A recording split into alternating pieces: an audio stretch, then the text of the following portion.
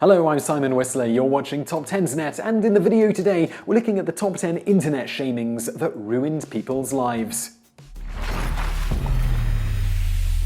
Number 10. Dog Poop Girl.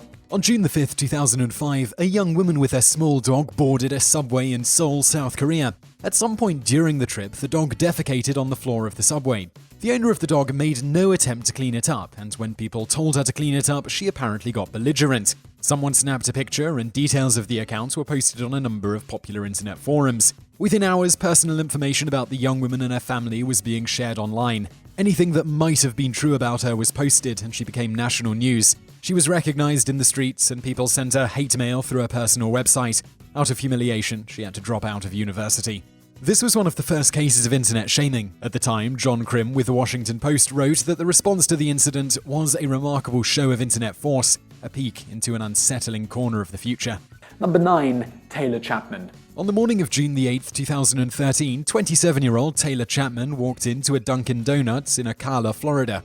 Armed with her iPhone, Chapman recorded herself berating two employees who were working there. Chapman said she was there the night before and didn't get her receipt. She said that as part of Dunkin' Donuts' policy, she was entitled to free food due to the oversight. At first, she wants the whole menu before settling on what apparently she ordered the night before.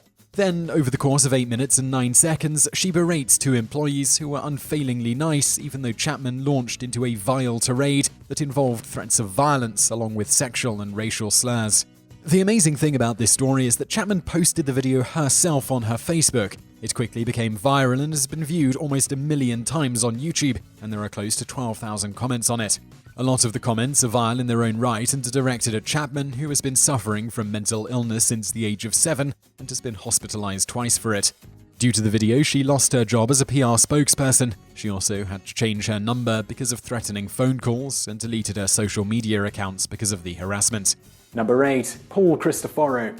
All of us have had bad customer service experiences at some point in our life. Some of us have even taken to the internet to complain about it. However, not many customer service incidents have led to the end of a company via internet shaming.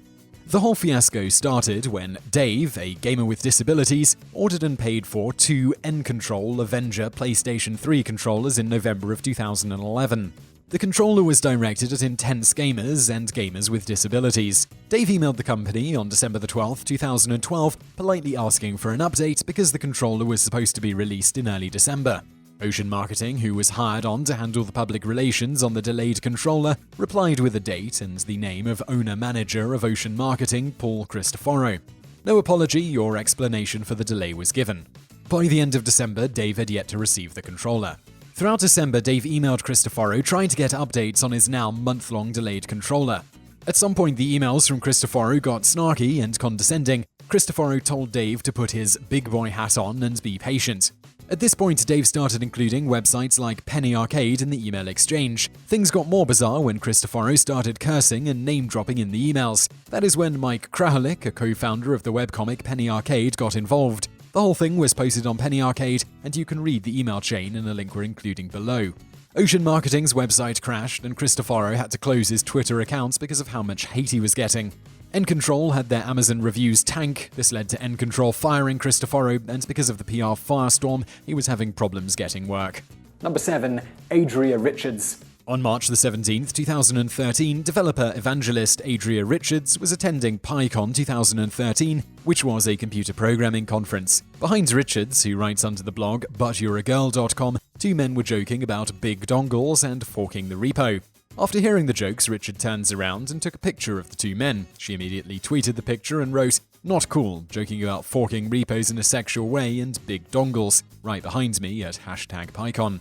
The 2 men and Richards were pulled aside. The men, who made the joke, quickly apologized. They admitted that the big dongle joke was a sexual reference. A dongle is something that plugs into a computer like a thumb drive, but forking the repo wasn't. It was a form of compliment. They were excited about a presenter's project and said, "I would fork that guy's repo." Nevertheless, one of the men, who was never identified and worked at a mobile gaming company called Game Haven, was fired. The other man kept his job. An interesting twist in this case was that Richards, who was doing the shaming, was also fired from her job at SendGrid. While she did have a right to call out the men for their sexism, public shaming was not the proper way to do so. Number 6. Melissa King. In 2013, 18-year-old Melissa King was crowned Miss Teen Delaware. The winner of a state teen beauty pageant is an interesting side note for a small circle of people. Definitely not fodder for news networks or anyone outside of Delaware or the beauty pageant circuit. But that all changed when it was revealed that King was involved in a pornographic movie for an amateur pornography website. The story appeared in international syndications like CNN and Fox News, broadcasting that a girl in a pageant that is owned by Donald Trump made an adult movie. King, who was put into foster care when she was 12, grew up fairly poor. When she did pageants, she made money, and with the website, she saw it as another opportunity to use her looks to get ahead financially. In the end, King had to give up her crown, and she was publicly humiliated on an international level. Number 5. Michael Brutsch. One of the great things about the internet is that it has given the world the greatest amount of free speech and freedom of expression ever known. This brings us to Reddit forum moderator Violent Acres. Reddit is a popular social network, and user content can be voted up or down.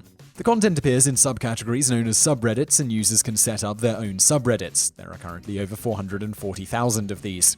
In 2011, when a subreddit called Jailbait that Violent Acres didn't create but was a moderator for and contributed hundreds of pictures to was featured in Anderson Cooper 360, Anderson Cooper criticized Reddit and Violent Acres of allowing the subreddit that featured underage girls in bikinis or skirts.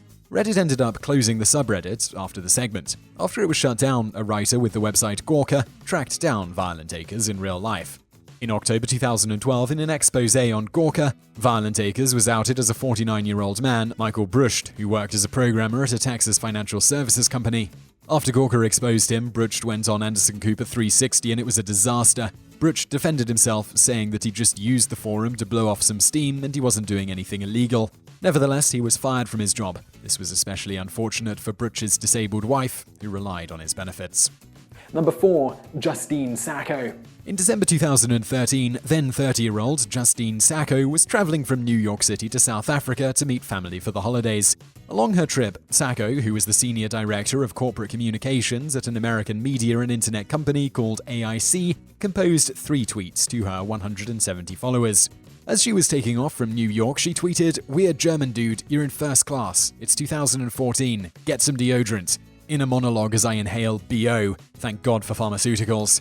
Then, when she was on layover in England, her tweet was, "Chili, cucumber sandwiches, bad teeth, back in London." Finally, her last and most offensive tweet was, "Going to Africa, hope I don't get AIDS, just kidding, I'm white." She then turned off her phone. As Sacco boarded her plane, she wasn't aware that her tweet was going viral.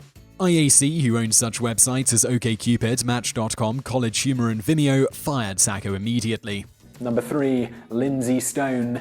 Lindsey Stone and a co-worker, identified only as Jamie, had been working for a company called Life, living independently forever for 18 months, and according to the director of the organization, they were good employees.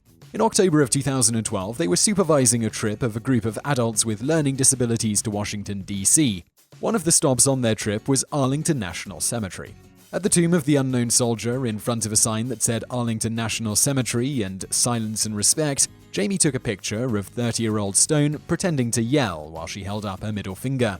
4 weeks later, the picture went viral. 30,000 people liked her Facebook page demanding she should be fired, and another 3,000 signed a petition asking for the same thing. There were also death and rape threats. Stone was fired immediately after it went viral. Number 2. Steve Bartman. It was Game 6 of the 2003 National League Championship. The Cubs were at home facing the Florida Marlins in Wrigley Field. Cubs pitcher Mark Pryor, who had only allowed 3 hits all game, pitched the ball, and it was a hit that was heading down the left field foul line. There, a number of fans, along with Cubs left fielder Moses Alou, tried to catch the ball. If Alou had caught the ball, it would have meant that the Cubs would have been 4 outs away from playing in the World Series for the first time in 58 years. Sitting in the front row was a 26-year-old man wearing a green turtleneck and headphones over a Cubs hat named Steve Bartman. Bartman reached out to catch the ball, but he was the only one to deflect it, effectively making it a foul ball. Alou was furious because he could have caught the ball. From there, the Cubs completely fell apart and allowed 8 runs, losing 8-3. In Wrigley Field, there were no jumbotrons for replays, but the television broadcast showed the replay of Bartman over and over again while the Cubs collapsed on the field. By the time the game ended, Bartman had been identified by people on the internet and his personal information was posted on MLB message boards. The police needed to guard his house out of fear that someone would harm him or his family. Number 1. Monica Lewinsky.